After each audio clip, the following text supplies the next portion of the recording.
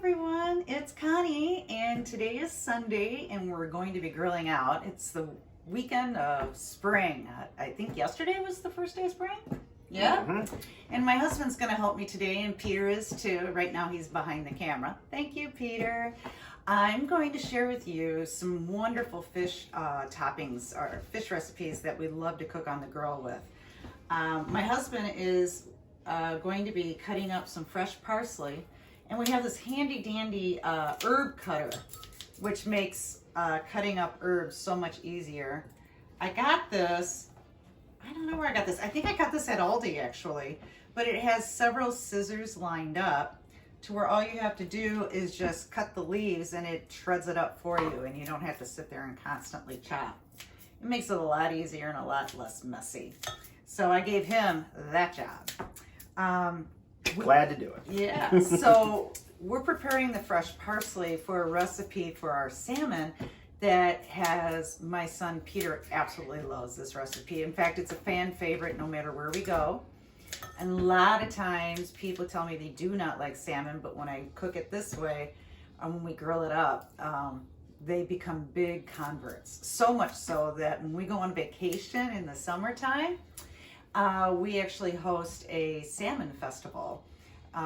Jerry's brother, Uncle Dennis, you can smile. I am. Keep cooking. And get to work. Get to work, yeah. He always brings us fresh salmon and fresh halibut when he comes to visit, and he always brings us a bunch for our vacation because he joins us.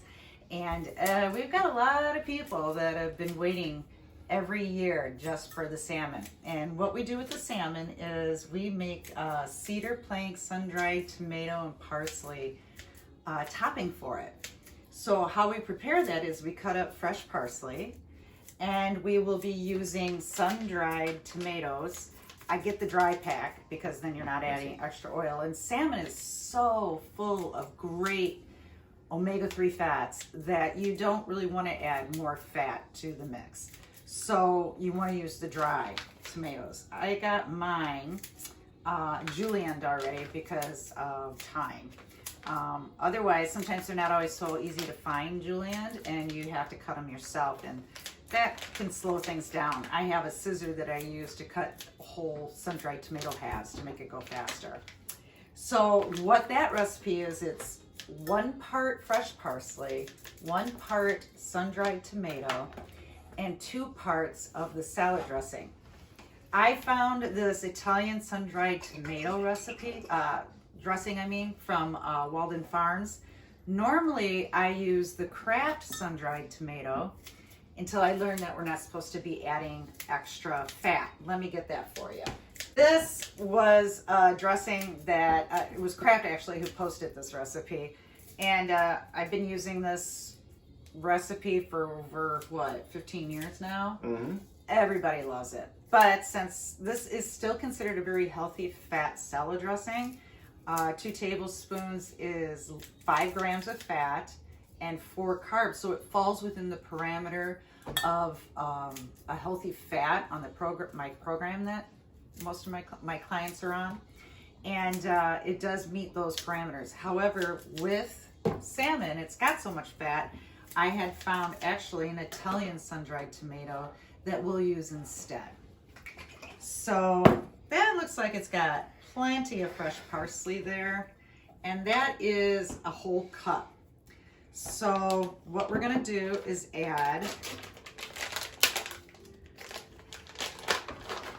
half of that with half of this. So I'll get a measuring cup, and we're going to put a half a cup of sun-dried tomatoes. There we go. And then we're going to do a half a cup of fresh parsley.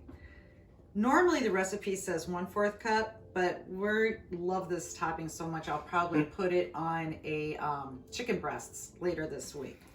Oh, that's very so good. We'll save that. And then what you're going to do is add a cup of the dressing. So we will fill this up. I think that's going to pretty much use up all our dressing. That's all right. It's not a full 2 cups, but I think we're going to be okay. And we're just gonna let this marinate while we're getting the rest of the dinner ready. I think we can add more of the parsley. It's kind of runny, and it's really not supposed to be runny. It's supposed to be a moist, thick, herbal sun-dried tomato topping so it doesn't all fall off. And then we're going to add more sun-dried tomato. I will just give it all. Woo, why not? Go big or go home, right? Now you can see it's a thick, almost chutney looking texture. And I always like to make this up ahead of time. It only really needs to sit for 10 minutes, but I really like the flavors to blend because, you know, we love the flavor. And so I'm gonna be letting this sit and marinate while we get the other toppings ready. So that's what we're gonna be doing on cedar plank. We have been soaking the cedar planks during the day, and so they're nice and moist. So when you put them on the grill, it's gonna create a nice smoky texture and flavor to the fish. And it's subtle. The cedar planks have just a wonderful subtle flavor. And I'll tell you, we've made this recipe without the cedar plank before, and it doesn't taste the same. You gotta have the cedar plank. It makes all the difference. Yep.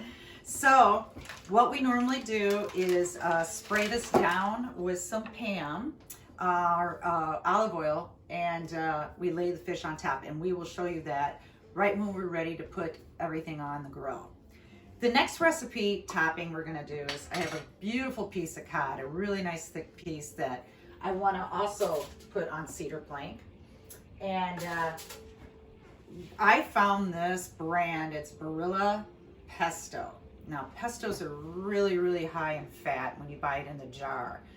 And there's a lot of times it's just better to make your own and use water instead. But because we're putting it on cod, and cod is such a lean fish, we do need the extra fat. In fact, we need 2 fats per serving. So with this, a 1/4 cup of this pesto is 18 grams of fat, a total of 4 carbs. So that would be equivalent to about 4 fats, which when you're having something like cod or a lean whitefish, you need to add 2 servings of fat per serving for individuals. So this will work just fine. I'm going to just use, I think, well, you know what? It's going to be perfect.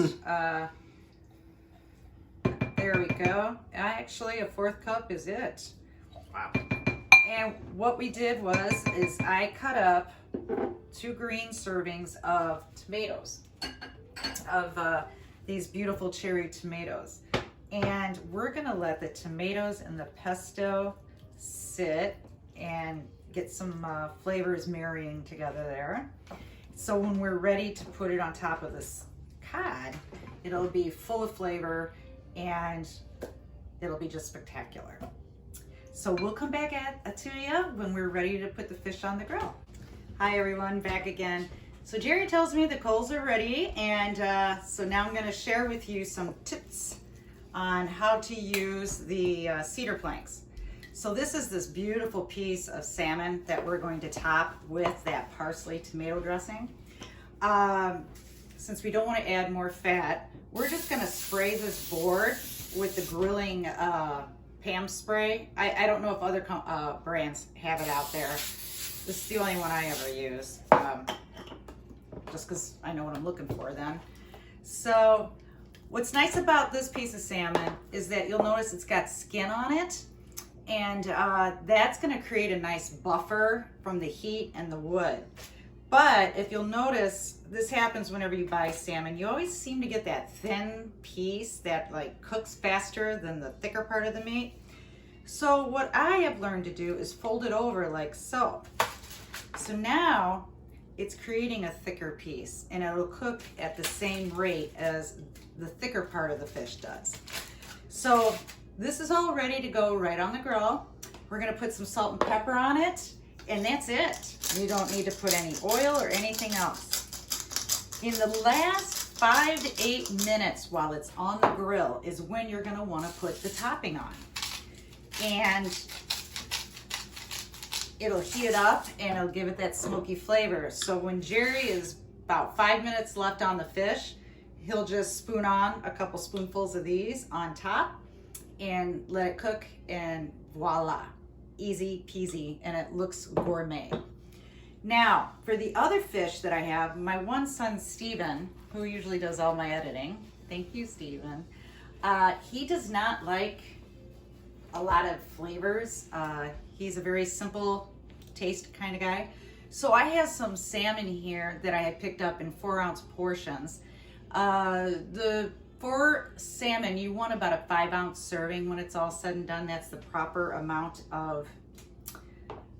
serving for a protein there.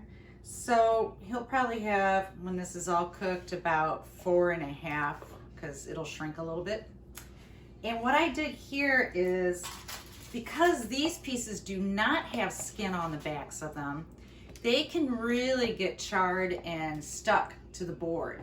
So what I did here was I sliced up some lemon. You can use orange slices, you can use lemon or limes or some kind of citrus. And what that does is it lifts the fish up off the board and lets the heat get underneath it, infuses the fish a little bit with lemon, but it protects that fish from scorching against the board. And this is this cod I was telling you about, just a lovely thick piece of cod that I was very, very eager to cook on the grill. I think what I'm gonna do is put the flatter side down like so. And so you can see how it lifts it up, and it's gonna protect the fish while it's grilling. And again, we're just gonna put some salt and pepper on. Because the pesto has so much oil in it as is, we're just gonna let that go. We'll just salt and pepper. This salt is the one I shared with you before from Menards, the garlic salt. And we'll just pepper it up. And it's ready for the grill. I'm gonna put on the pesto tomato on the cod. The cod looks like it's about done. It's been on for about 17 minutes. The grill says it's been going for, yeah, that's to fall off. Grill's been, the temperature's gauge says it's about 225. It's a little bit cooler than I wanted, but it's been cooking. Biggest temptation is not to open the grill cover. Ooh. Wow, it looks like these salmon individual pieces are just about done too. Look how pretty that cod is. It cooks up so nice on the grill when it's a nice thick cut like that. There you go. So you like this to cook in for a few minutes, maybe 5 to 10 or so. Sun-dried tomato really isn't on the program as a normal item to eat because it's sun-dried.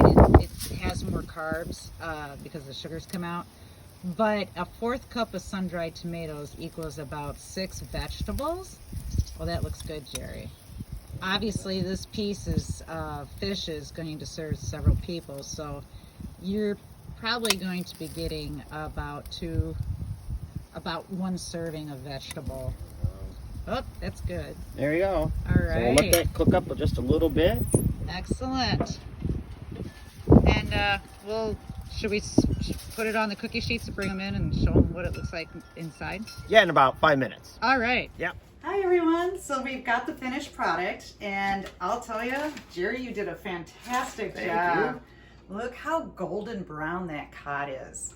When you grill cod, you really want a nice thick piece, and you also want to make sure you're using a cedar plank or a grill pan. And again, I recommend using sliced citrus fruit to buffer it so it doesn't get scarred or charred onto the wood. And then this is a family favorite. This is the most popular fish by far. So we've learned just to make it this way because no one eats the plain stuff except Steven. And then Steven really likes his salmon just with salt and pepper, and that's it. And what's so great, that way. it is because there's so much natural fat. And I decided to cook up 4 fillets so we could have salmon salads later this week. So we will post the recipes on my Facebook page along with the YouTube link here so you can watch it. And thanks for joining us. We're serving it with steamed fresh green beans and some sauteed mushrooms. So I don't know about you, but I'm really looking forward to it. Yeah, looking forward to it. Yeah, second grill of the season. Have a great weekend. Bye. Bye. Oh, it's really good, by the way. Yeah. It has a really good texture. Like, I don't know, it's like cooked all the way through, but like it's like really, I don't know, it just like melts in your mouth, and like it just tastes like vacation. And now I'm sad because I'm not on a beach going swimming, but it's fine.